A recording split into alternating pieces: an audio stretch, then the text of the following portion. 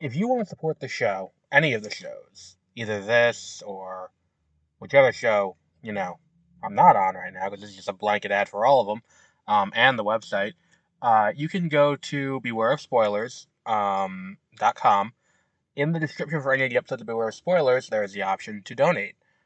If you don't want to donate that way, you can donate directly through the website. We do have that, mwpnews.com.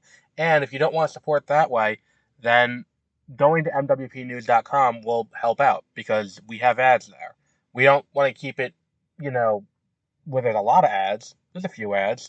But the point is we want to make it so that way, we can sustain this for the long term.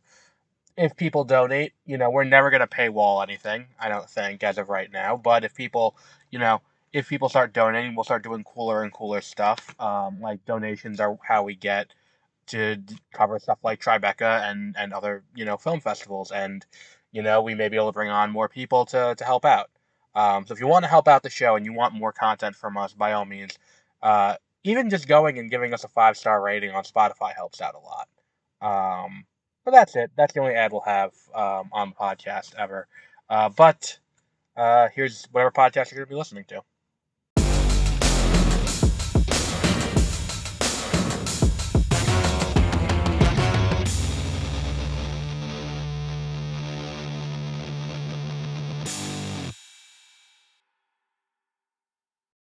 Good morning, and welcome to Beware of Spoilers. I am Adam.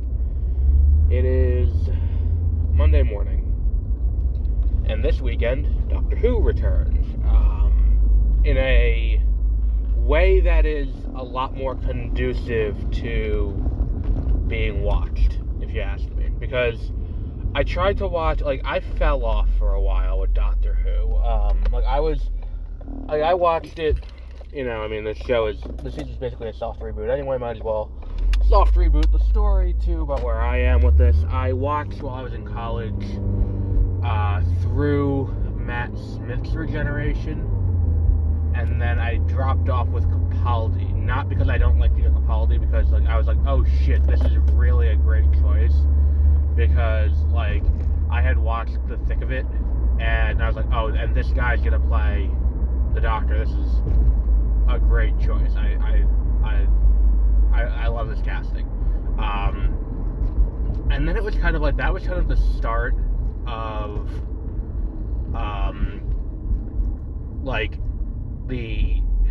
for me at least, at that point, I don't know how the release cadence worked under the previous Doctors. So, for me, this was the point where I was like, oh, so we don't get this just once a year, or anything on a set release cadence. It's just kind of and okay, so it's gonna happen. Whatever, it is what it is. So I'd fallen off, and then they brought on Jodie Whittaker.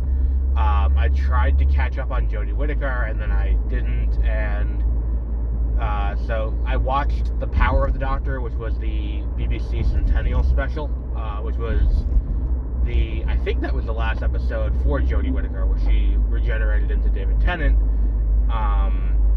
And then they go into, the 60th anniversary specials, which we talked about late last year, and then I gotta learn how to pronounce his name.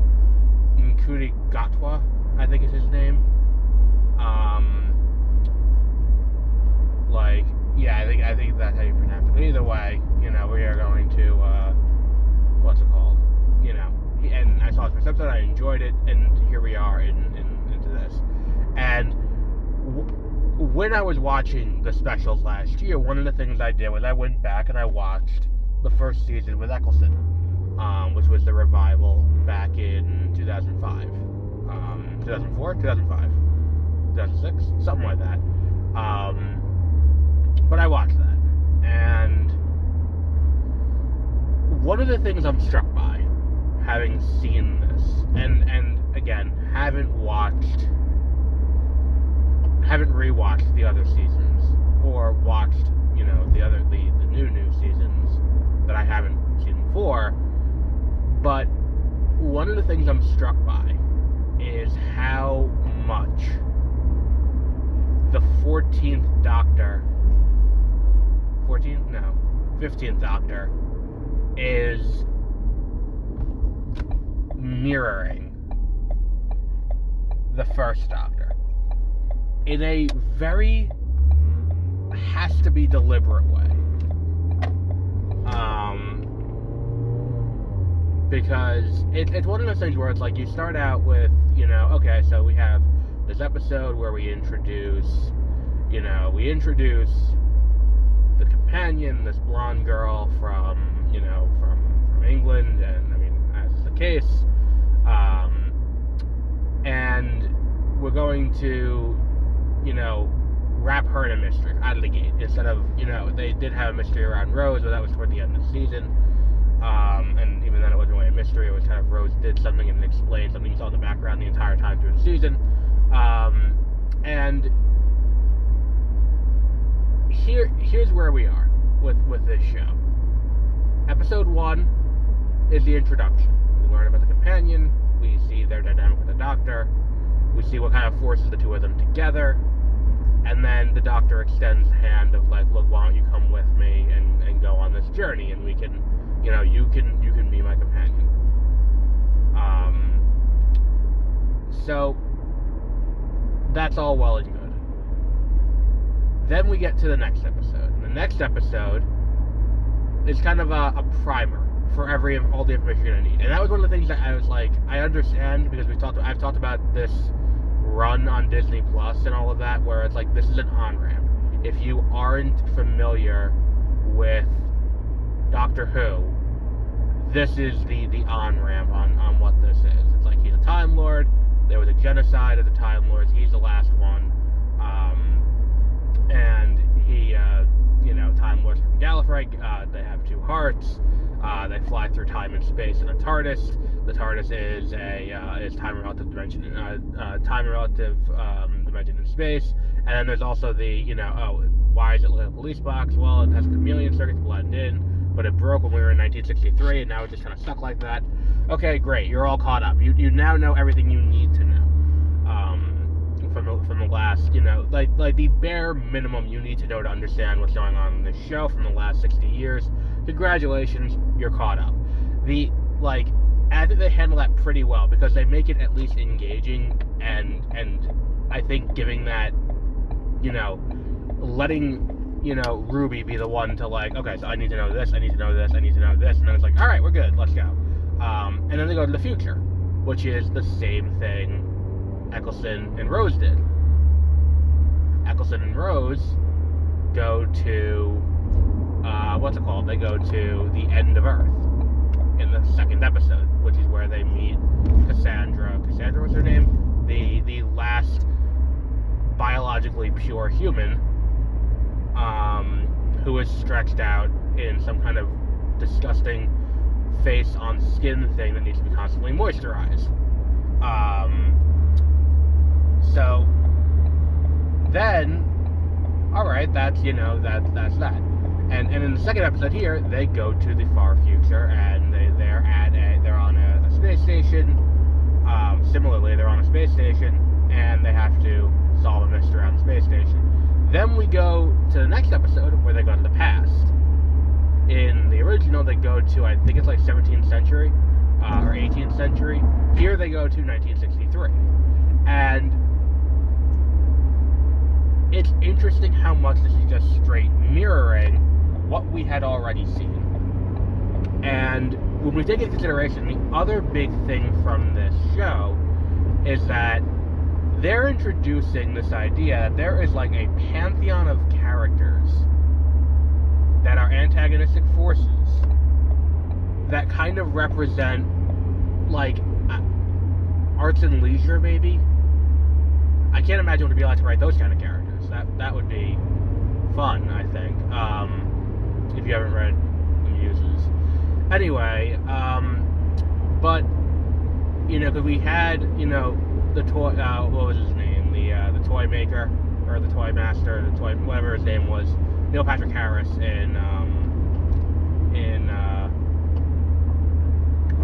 what's it called? In The Giggle. And then we also had, like the fact that they explicitly tie, like, oh, this person is descended from the toy maker.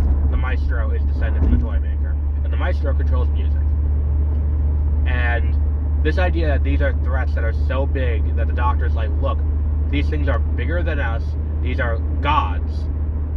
And they are going to be, like, they have powers beyond anything I can do. Yes, I beat the toy maker on a game of catch, but that was luck. And I got lucky, and he made a mistake, and that's how I was able to beat him. So,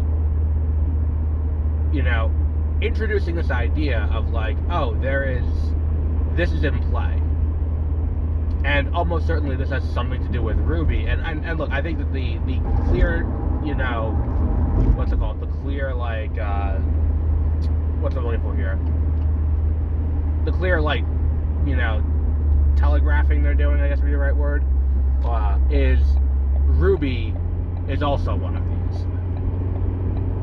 Like, Ruby doesn't know who her parents are. She was dropped off as a child, and the Doctor went to go see in the church on Ruby Road. He sees this person in a shroud drop her off, and he can't go back there because it's dangerous to go back there. That was another thing that was like, that's an interesting callback, because they do, again, something similar in Nine's run. So is it possible that we're dealing with a character who's writing the narrative, where the bad guy this season is a literal writer? That would be a really interesting idea. Someone who's writing out the narrative and is controlling the whole thing that way. Could be interesting. And then it could also open up the idea that, where is Gallifrey right now? Assuming that they didn't retcon this at some point during 12 or 13. Where is Gallifrey? Gallifrey is trapped in a painting.